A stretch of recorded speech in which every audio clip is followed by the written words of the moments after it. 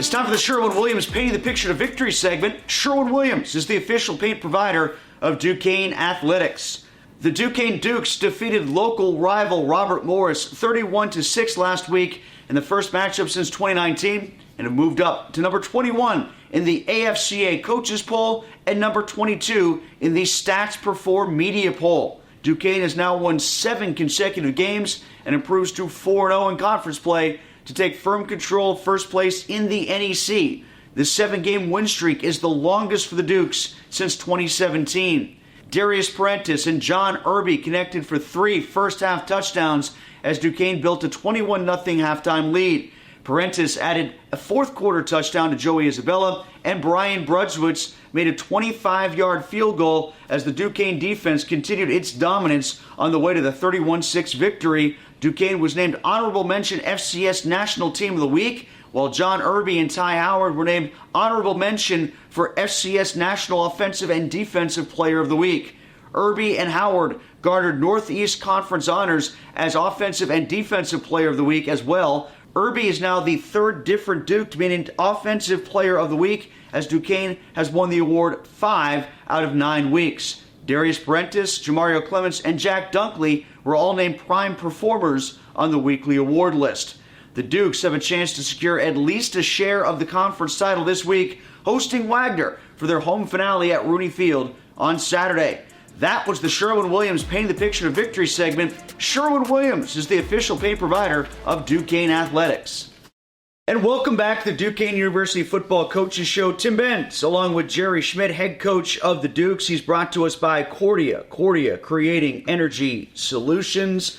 Jerry, congratulations on the victory against Robert Morris. 31-6 final score. And I know there's a lot of people that were coming into this game talking about the Robert Morris defense and how they were on a shutout streak of 2 games, 3 out of the last 4. And I got the vibe from your team on both sides of the ball. You wanted to really challenge that. Like, the offense took that as a challenge to get points on the board and get points to the board early, and the defense similarly had the challenge of trying to prove that it was the better unit.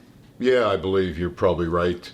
I think in the end, what our guys really did was we talked all week about just playing to who we are and not worrying about that. I'm sure the kids had those challenges in their minds. But the way to get that accomplished was to prepare with what we do, what our basic philosophy of football is at Duquesne, and that's to play physical, to play fast, and to play smart. And I thought our guys really did a good job of that. The preparation through the week was outstanding, and they know that if you do that, you have your best chance to win the game and do what you said, challenge those, offensive and defensive sides of the ball. Underscoring that, it really seemed to manifest on that first offensive drive. You guys looked very crisp out of the gates and scored on your first possession. It was almost like a tone setter or a message sender that, okay, we know what you guys have done the last month, but this is going to be a different fight for 60 minutes. I think the guys were up to that, and we talked as a staff. It's always, we've talked before about, do you take it or do you hold get the ball in the second half? And we just decided if we're going to win the toss, we'll take the ball. Defense really likes that. Not the fact they don't want to get on the field, but they really like when the offense responds, and we did it and it worked out for us. How about the job that John Irby did? He was our guest here last week, became NEC Offensive Player of the Week this week after getting a natural hat trick there in the first half, scoring 3 touchdowns. That was something else. So what stood out about his play to you? If that's what's going to happen after your guest, can we get the whole team on a weekly basis? Because I guess you have to expect a hat trick of sacks from Jack Dunkley since he's going to join us next then. Well, the way he's playing, there's a chance. And the way he works through the week. But it's just John, an outstanding game. We've talked about that connection. And it's not always just that connection. It's just the way he works and the way it plays out and the guys they take away. Mm-hmm. Joey Isabella is just an outstanding player. When you take him away, you leave the other 2 guys with some one-on-one stuff. And Coach Dory and his staff did a great job of game planning for the things that they were doing and throughout the season to get those shutouts. And so they did a really good job. And, of course, they made great plays, some great balls and some outstanding catches. Speaking of Jack, had another good performance. He's leading the NEC right now in both tackles for loss and in sacks. what has really been good about him, and how has he elevated his game in his second year on campus? He'd probably tell you the stats mean nothing. Sure, it's great reward for him to see his name there, but he wants this football team to be as good as they can be. And be tough to find a guy that works harder at his craft and is such a nice young man, really good student, budding leader here as a sophomore. But he does all the right things, and I'm happy for him to get rewarded in that way. He also has some talent, and when you combine those two things, that work ethic and talent, that's what happens. We'll talk about this with him when he joins us in a little bit, but you guys lost early in the season last year, Kevin Kurzinger and A.J. Ackerman, to injury, two crucial parts of your defensive line. You got around it, in large part because players like Ryan Lopez and Noah Palmer were there. Now those guys are gone. Ackerman and Kurzinger are back, but along with Jack, who else has really elevated all the boats on that rising tide along the defensive line? Well, some of those young guys have got some snaps, last year. And Carlos was injured last year too. We had a depth problem. He's back and provides some depth.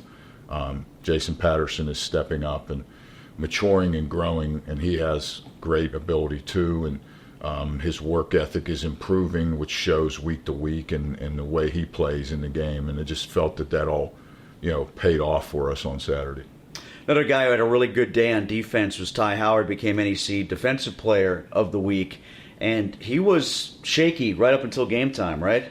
Yeah, going into Thursday and Friday, it was questionable, and boy, he sure responded. Got healthy, was good to go, and such a good athlete. And he's continuing to learn. It's really just his first year playing linebacker for us, and so he keeps learning and learning, getting better at his craft. But his athletic ability is outstanding, and it's paying off for him. Jamario Clements had another good day. Darius Parentes made the whole thing run and hit some big plays. We talked about Irby already. Isabella had a touchdown. Teddy did his thing. So the skill position guys continue to shine, but I was really impressed with how the offensive line was juggled and had to be manipulated due to injury. Guys in, guys out. And has Brian Bidach played, how many positions has he played in-game this season? It's at least 3 now, right? Because he played center for McLaurin this week. Yeah, that was... I know he's been center, guard, and tackle on the left side. Has he gone over to the right side at all? Don't know if he's subbed in for Gary at all, for sure, but I know his practices there. He can play all 5. So valuable to us, such a good young player, highly intelligent, physical, talented. And I'm going to tell you, he might be the MVP of the game, because when Cam couldn't go in that second half, he took over and played center for us, and that's a critical position. Not only the snaps, but the calls. He's the quarterback up there for not only the line, the tight ends, the running backs, the protections for Darius. He did an outstanding job. We went in at halftime and found out that 3 guys that had started and played the first half could not play in the second half. And for Coach Silnoff and his crew, the younger guys, to step in there, it almost, Tommy Brent was already out. Right. Yeah. So we were down 4 starting offensive linemen. It reminded me of Youngstown State when we had to play those guys. But he keeps getting them reps. He keeps teaching them, and they understand what their role is, and they're ready to go. And I was impressed the way they moved the ball in the second half. What is Brian's most natural position? It's a great question. Right now we're happy he can play them all. I think he's pretty good at all of them. To be able to play center and to play left tackle, that shows your ability. Not all guys can do those positions, but to have the foot speed and the intelligence to play those positions, that's pretty impressive. Last thing, Wagner this week. Let's get into them a little bit. A game that you won last year to give yourselves at least a share of the conference title. You win the conference title. You go to the FCS playoffs last year. You're working yourself along a similar path and getting yourself into a similar position right now. You can again get a clinch of a share of the conference crown with a win against them. What do they bring back this season that is similar to last year, or where might they be different? Very similar to last year, and it was a battle. And we were fortunate to come out on top last year. Physical offensive line, very stingy defense. They'll bend a little bit, but not break. Very good running back, quick as could be. Might be the quickest guy in the league. And he catches the ball out of the backfield. Quarterback is doing a really good job delivering the ball, and the Benelli kid's a great receiver.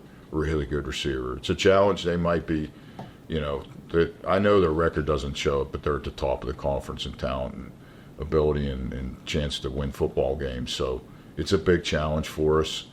People don't understand. We can't be thinking about the things you just mentioned. We've got to go out and right away and play our best football throughout this football game to give ourselves the best chance. Jerry, thanks a bunch. Appreciate it. Congratulations on the victory over Robert Morris, and best of luck against Wagner. Thanks, Tim. All right, that's Jerry Schmitt, head coach of the Duquesne Dukes, brought to us by Cordia, creating energy solutions. When we come back, as mentioned, Jack Dunkley is going to join us. That's on the way next as we roll on here on SportsNet Pittsburgh. Welcome back to Duquesne University Football Coaches Show here on SportsNet Pittsburgh. Tim Benz with you. Pleased to be joined right now, as promised, by Jack Dunkley, who's brought to us by Summit Academy and the Academy Schools, inspiring hope through education and treatment. Jack, thanks a lot for taking some time to join us. Appreciate it. Thank you. So the good news is, based on the mojo that we've had recently, anybody who sits in that seat either becomes the NEC Offensive or Defensive Player of the Week. We've had a good run here lately, most recently with John Irby, who was the guest last week. Let's start there before we get to your success so far individually this season and to the defense's collective success. What was it like watching John and the offense perform the way that it did last time out against Robert Morris, in particular in that first half? Man, it's amazing. It's a good feeling being able to get off that field and letting them go out there and do their work. And them boys got to work this past weekend, and it was fun to watch. It was awesome. Going back to training camp, did you get the vibe that for Jamario, for Darius Parentes, Irby, Isabella, some of the guys who have really stood out, had some of those NEC Player of the Week type of performances? Did you notice the individual skill sets that existed, and did you get the sense that that collective was going to come together during the regular season? Yeah, every single day we were able to go out there and watch them work, and they've always been standout players, and being able to watch them is fun and awesome. It's a great time, and everybody's been kind of saying that like these guys are going to have a statement year, and needless to say, it's been like that so far. So it's fun. What's your takeaway from working against that offensive line every day in practice? I think one thing that has really jumped out this year has been the depth, because especially early in the season, you had to move some chess pieces around the board there to work around some injuries, and you've had to do that in game. Had to do it a little bit against Robert Morris, actually. So what do you think about the depth that's been revealed and the quality of play overall in that unit when you practice against it? We wouldn't be able to do it without each other. I mean, they wouldn't be where they are without us, and we wouldn't be where they are.